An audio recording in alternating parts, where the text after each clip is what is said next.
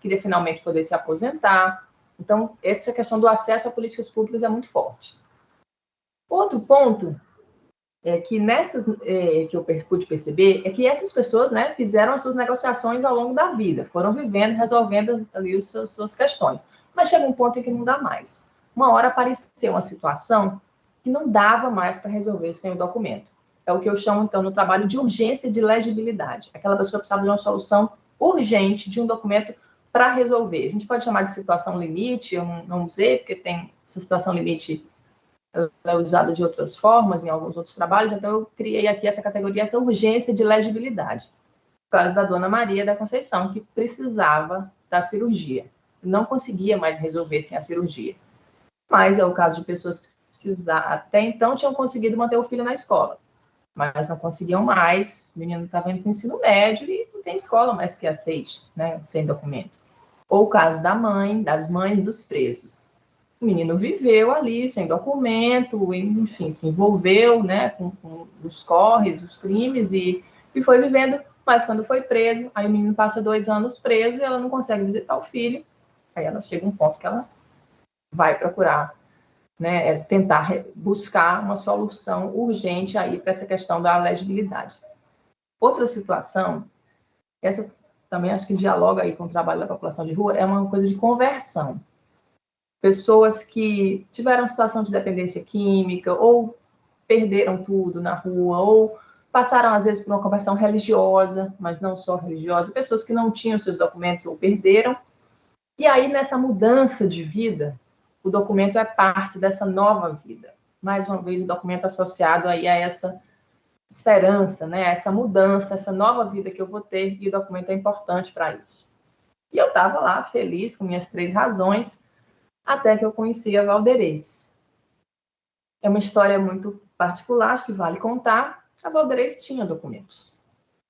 Ela teve uma história trágica, ela era de Alagoas, o pai matou a mãe, os filhos foram dados para viver com parentes, e aí ela vem para o Rio, né, São Duarte, ela era de Alagoas, ela vem para o Rio e ela não se dá com essa família, com quem ela foi morar, essa parte da família, uma tia, ela é expulsa, vai morar na rua, e perde tudo, perde a certidão de nascimento, fica na rua, fica em situação de rua, e ela é adotada por um casal, um dia na estação, o casal se compadece e resolve criar aquela menina, e aí eles fazem uma certidão de nascimento para ela, levam num cartório, uma pessoa conhecida, e o cartório fez uma certidão de nascimento para ela com outro nome, com um sobrenome, sem o nome do pai, sem o nome da mãe. Não tinha nada na certidão de nascimento, mas serviu como certidão para ela. Essa negociação aí foi resolvida e ela viveu com aquela certidão. Com aquela certidão de nascimento, ela tirou identidade, os filhos dela nasceram, os filhos eram registrados com aquele nome, quer dizer, ela não era, tecnicamente, uma pessoa sem documentos.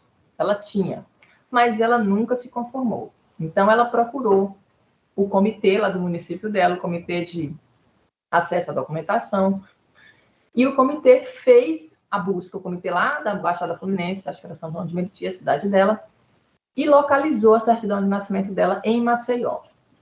E junto com a certidão, ela localizou uma irmã que ela não via fazia mais de 20 anos. E aí ela chegou e disse, mas agora como é que eu quero? Eu quero minha certidão verdadeira, mas eu também quero ter o meu novo nome, e ficou naquele impasse, chegou lá para o ônibus. E aí os juízes disseram, não é possível você ter esse segundo nome, acrescentar, fazer, porque esse seu segundo documento ele é uma falsificação, ele não existe, não deveria existir. Você vai ter que escolher. E ela pensou, chorou, conversou com a irmã, conversou com os filhos, e tudo isso lá no ônibus, eu assistindo. Conversou com a irmã, conversou com os filhos, e ela escolheu o nome com que ela tinha sido realmente registrada. Ela escolheu ser a Valderez. Eu até falo assim no livro, né? Por quê? Porque o documento, e aí a minha categoria, né? Essa recuperação, o documento é associado à recuperação da trajetória familiar. Então, a pessoa que também quer o documento, porque o documento é a parte constitutiva ali da identidade daquela pessoa. Então, o documento ajudava aquela pessoa a recuperar o fio da vida dela. Uma categoria usada por uma outra estudiosa, a professora Ana Lúcia Schritzmeyer, ela fala desse fio da vida, né? Então, o documento é parte desse fio da vida para a pessoa recuperar essa história. Então, eu consegui chegar a esse conjunto de motivos para a pessoa querer o seu documento. Aí, não sei como é que estamos de tempo, mas vou seguindo aqui, estão me falando. Muito bem, esses eram os motivos para a pessoa não ter os documentos. E por que ela não tinha também os documentos? Quais são as dificuldades? Por que ela não conseguia ter o documento? Falei um pouco disso, né, da questão geracional. O problema dos sem documentos é um problema geracional que passa, se os pais não têm, os avós não tiveram, ele não vai conseguir registrar os filhos. Porque perdeu os documentos, tem a questão da segunda via inacessível. Mas tem uma questão muito importante, que é a dificuldade de lidar com a burocracia estatal. Pessoas que não têm os documentos, por que não conseguem os documentos, né? Então, essas pessoas vivem, durante anos, o que a pesquisa trata como a síndrome do balcão. O que é a síndrome do balcão? É uma categoria também que me foi trazida por uma pessoa de um comitê, lá de São João de Meriti, o famoso Comitê de São João de Meriti. E ela disse assim, sabe o que é, Fernanda? Eu fiz uma matéria sobre isso. Na verdade, a primeira abordagem foi como uma reportagem. Sabe o que é, Fernanda? É que cada vez que alguém se dirige a um balcão do serviço público para tirar o registro de nascimento, ouve que não é ali. E a busca daquela pessoa recomeça. A gente chama isso aqui de síndrome do balcão. Então, essa pessoa, ela vai de balcão em balcão, não durante dias, não durante semanas, nem meses, mas durante anos. Então, essas pessoas, elas vão para um lugar, o cartório não consegue, o outro não consegue, chega num lugar que não, vai no tribunal, vai na defensoria pública, e não consegue, ela não consegue. E assim, às vezes, essa dificuldade que é falada para aquela pessoa, que é real, porque a gente sabe que é difícil registrar um adulto sem documentos, né? A minha pesquisa é exclusivamente sobre adultos sem documentos. É difícil, porque tem que ter uma investigação mesmo. Tem que ter um escrutínio para saber se aquela pessoa não já foi realmente registrada, como no caso da Valdeirês, ela já tinha sido registrada. Ou para saber se aquela pessoa não está cometendo um crime.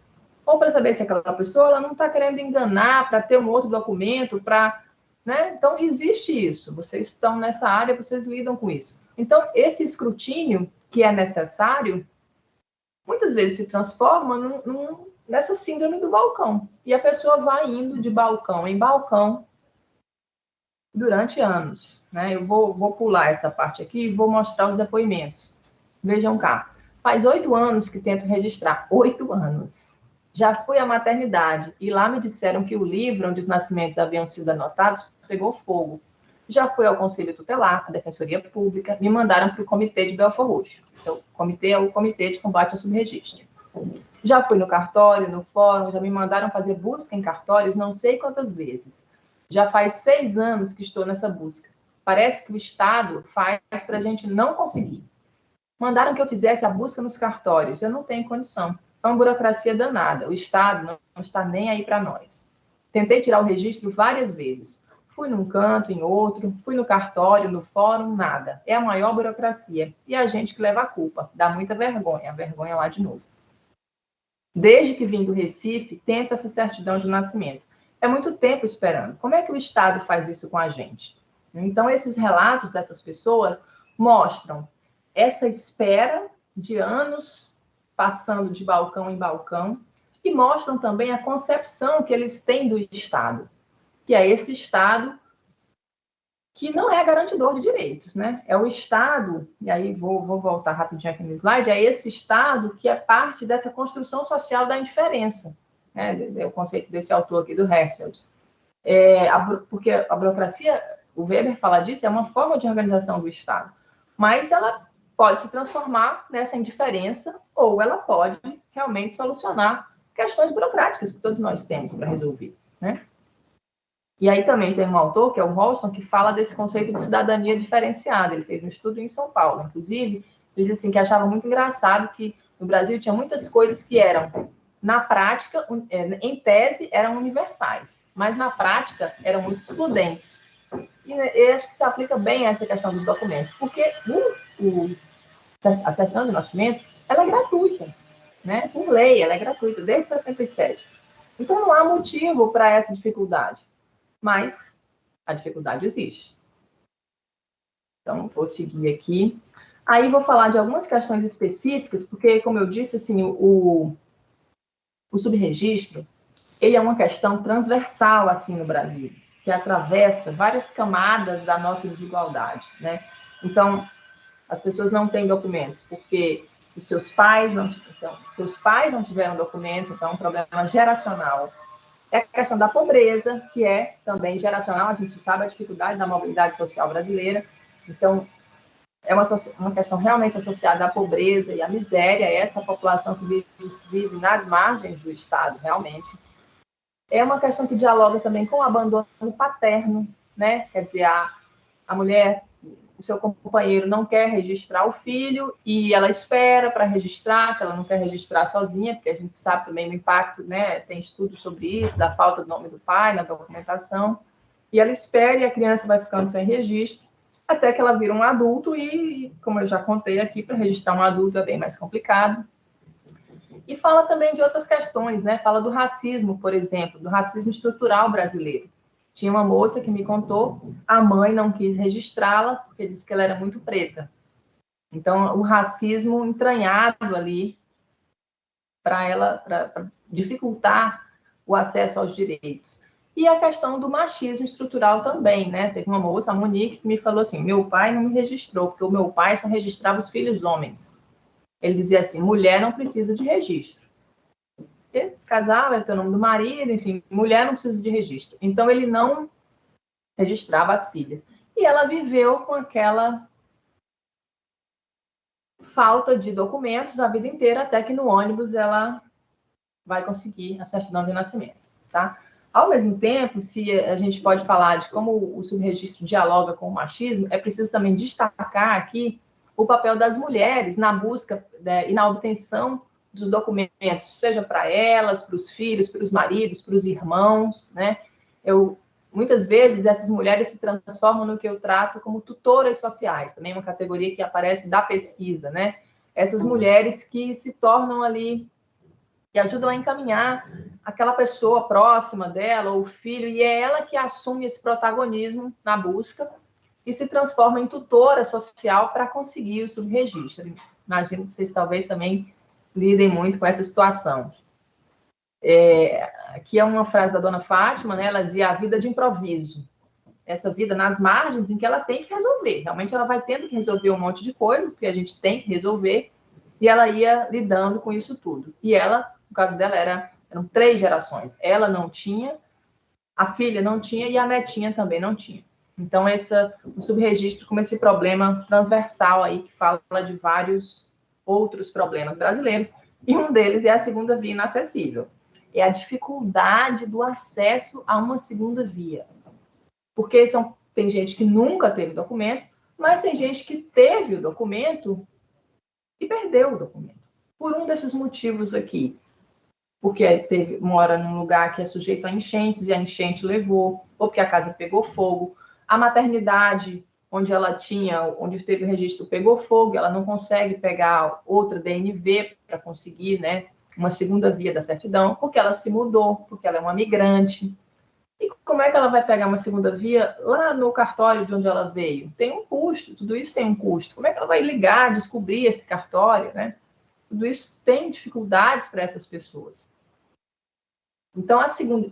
E na prática, a pessoa que perdeu a segunda via do seu documento, ela está na mesma situação de uma pessoa sem documentos, né? Porque ela não consegue provar que ela é aquela pessoa, tá? Essa certidão aqui é uma coisa muito, muito, assim...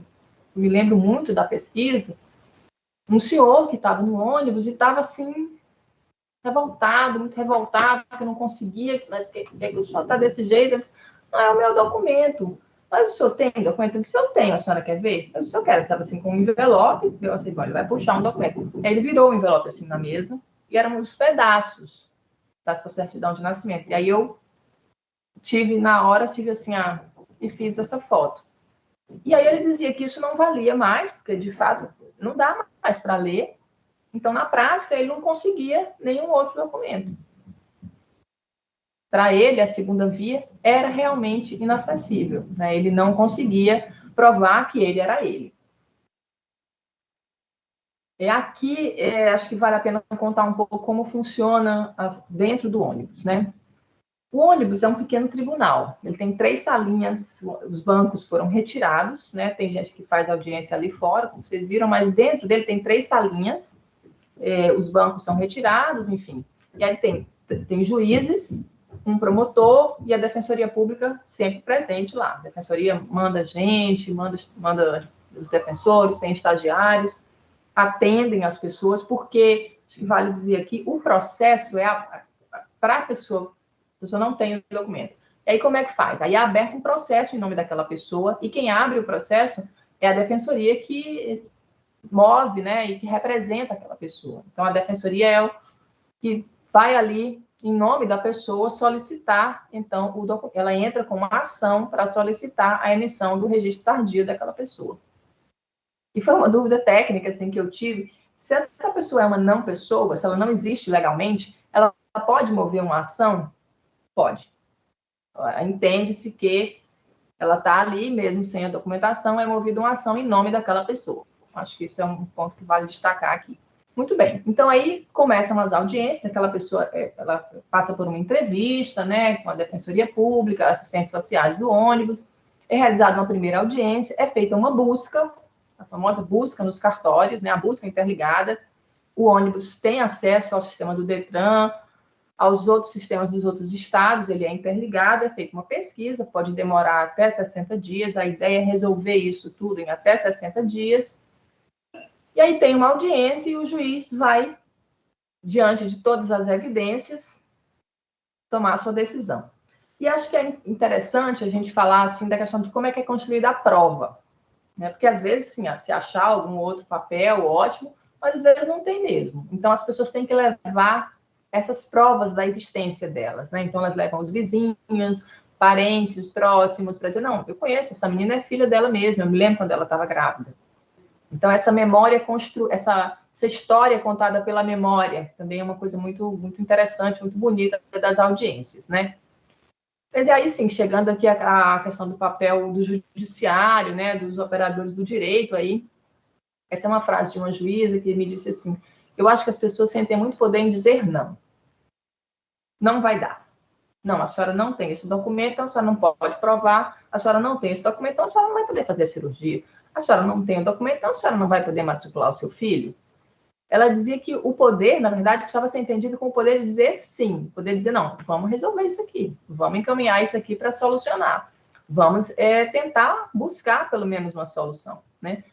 E assim, a interpretação jurídica foi uma coisa muito marcante também, assim, para mim nessa pesquisa, porque ela pode variar. Tinha uma técnica do ônibus que dizia assim, olha, o juiz aqui, os promotores, os defensores, eles têm que aplicar a lei, mas não só a lei. Eles têm que aplicar, né, tem que entender, tem que ter o interesse em compreender a história daquela pessoa, porque você não pode descumprir a lei. Você tem que seguir a lei, tem que fazer tudo isso dentro da lei. Mas que outros argumentos podem ser utilizados, inclusive jurídicos. Então, tem uma história aqui que é muito interessante, acho que vale contar. É de uma senhora, ela chegou lá, como é que estamos de tempo? 9h40. Dá tudo bem aí, Pedro? Tudo bem, pode ir. Aí tem a história da dona Sônia, e era a seguinte, ela era uma senhora adulta, assim, minha idade já, foi renovar a carteira de motorista. E chegou no Detran, o Detran falou, olha, tem um problema aqui. A senhora tem aqui sua identidade, tá tudo aqui com esse nome de uma certidão de nascimento, mas a gente tem uma outra, aparece aqui nos registros, uma outra certidão de nascimento sua, um outro nome, mesma pessoa, mesmo nome da mãe, mesma data de nascimento, um outro nome. Então, a gente não vai poder renovar. Então, outro impasse que chegou lá para o ônibus. E aí, nesse ônibus, que é uma salinha são várias salinhas de audiências, é uma salinha desse lado, uma salinha desse outro. Assim, coladas, assim, né? Tudo, imagina a largura de um ônibus, tem uma salinha aqui, uma juíza aqui, uma juíza aqui. E aí, o que aconteceu com a dona Sônia? A o pai dela abandonou a mãe. a mãe conheceu outra pessoa, um outro companheiro, que foi um pai para a Sônia e a adotou e cuidou dela como filha, e aí fez uma certidão de nascimento nova para ela com o nome dele. E ela viveu com aquele pai, com aquela certidão, aquele era o nome com que ela se via. Né? Então, uma juíza falou assim, olha, a gente não vai poder, a senhora não vai poder ficar mais com essa sua certidão de nascimento com o nome do seu padrasto. Porque o nome da senhora é o nome do seu pai biológico. Então, a gente vai mudar e a senhora vai ficar com esse nome do seu pai biológico. E essa senhora começou a chorar, num choro convulsivo, muito comovente, e disse que não. Que para ela, aquele nome do pai biológico era o nome do abandono. Era o nome do sofrimento dela, da mãe dela, que ela se lembrava de quando ela era criança e elas foram abandonadas. Que o nome dela era o nome do padrasto e que ela não queria aquele nome. E ficou aquela situação. E aí, o promotor e a defensora falaram assim, olha, doutora, o promotor até falou assim, eu já fui defensor. A gente usava muito o princípio da dignidade, que vocês conhecem certamente. A senhora podia recorrer ao princípio da dignidade, dizer que a dignidade dessa pessoa, para ela, está mais relacionada.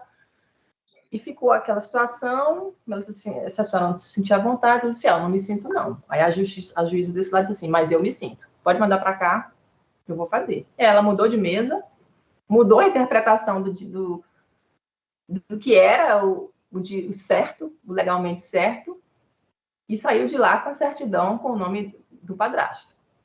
Então, o direito, essa capacidade do direito de seguir a lei, mas de interpretar a situação da vida das pessoas, né, é muito importante aí nesse caso. Muito bem, vamos lá. Achei que valia a pena contar aqui esse caso. Outro ponto que acho que vale a pena a gente falar, estou quase acabando, é a questão dos presos, né? Então, enfim, aí vale para presos ou menores também que estão em situação, cometem irregularidades, enfim, e são os presos aqui cometeram crimes e vão para a prisão, realmente, né? Sem documentos. E aí é um ponto que acho que vale a pena, queria destacar, porque esses presos, eles passaram a vida toda transitando nessas margens, né? Livres ainda, cometeram um crime, precisavam ser punidos, sem dúvida, e são encarcerados. Mas aí é uma questão curiosa, porque aí a punição pode ser aplicada. Eles são identificados criminalmente antes de serem identificados civilmente. Ficam presos lá, identificados, são condenados, recebem as suas penas, enfim. Mas a questão da identificação civil, pelas mesmas dificuldades que eu já falei, pela dificuldade de identificar um adulto sem documento, permanece pendente, né? Então, em 2017, era mais ou menos 10% da população carcerária do Rio de Janeiro que não tinha documentos. E aí eu acompanhei, um caso também curioso, a audiência desse preso, que está ali na telinha, foi por teleconferência. Essa é a doutora Raquel Crispino, que é uma juíza muito atuante aqui no Rio, ela coordena o Comitê de Combate ao Subregistro, foi uma pessoa fundamental, agradeço mais uma vez, uma pessoa fundamental nessa pesquisa. E aí eles fazem a audiência, porque vem a mãe, né? Aquela mãe que chegou naquela situação lá de urgência, de legibilidade, porque fazia 2 anos que o rapaz estava preso e não conseguiam fazer a identificação civil dele dentro da prisão. E aí a mãe vai no ônibus e diz, não, eu quero visitar meu filho. E o livro destaca isso, que não se trata de dizer assim, não, ele não cometeu o crime, não. Não, doutora, é ele mesmo, ele cometeu o crime, mas eu quero ver meu filho. E aí é muito interessante também esse momento no livro, porque aí é aquela mulher que passou toda aquela situação de exclusão de direitos, né? Ela se sentia culpada, é muito bonita a audiência, porque ela pede perdão ao filho. Meu filho, me perdoe, porque você não tem documentos. Por que ela não tinha? Por que ele não tinha? Porque ela perdeu um filho nas ruas do Rio, né?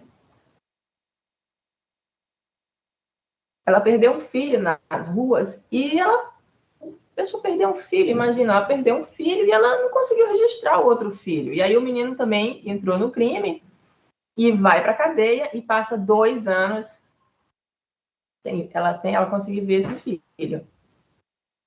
Então, assim, essa situação dos presos é um ponto aí, vou deixar aí para vocês pensarem. Eu sei que a gente vai falar de situação de rua, mas é um ponto aí essa questão dos presos sem documentação. E na audiência, mais uma vez, tem essa questão toda da memória, né? Quando começa, como é que vai provar que essa senhora é realmente a mãe desse rapaz que está preso?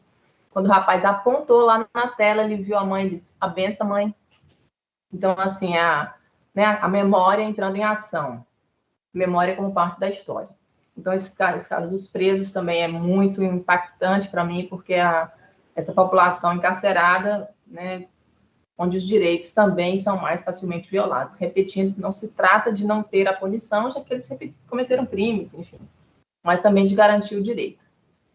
E acabando, estou quase acabando, realmente, como é que essas pessoas recebem o documento? Qual é o significado que elas atribuem ao documento quando elas o recebem? É o que eu chamo no livro de um documento como redenção, né? Elas acham que o documento vai resolver tudo para elas, né?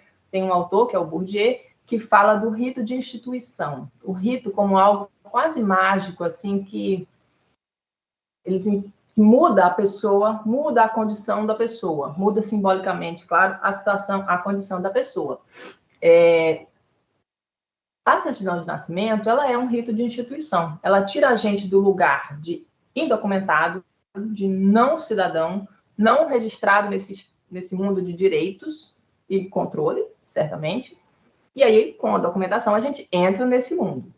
Agora, entra em que termos, né? Porque são pessoas que já viveram uma existência de negação de direitos, de exclusão em relação aos direitos, que não tiveram direito a ter direitos. Mas, de fato, o documento tem esse papel. E as pessoas tinham muita expectativa, tinha gente que achava assim, agora eu vou ter um emprego, eu vou conseguir uma casa, vou conseguir a carteira de trabalho. Para algumas pessoas, isso de fato aconteceu. A dona Maria conseguiu a cirurgia contra o câncer. Muitas pessoas conseguiram a vaga na escola. A dona Maria conseguiu a cirurgia, votou, tirou todos os documentos, passou a receber o benefício de prestação continuada. Ela morreu faz 3 meses e ela foi enterrada num lugar com identificação, né?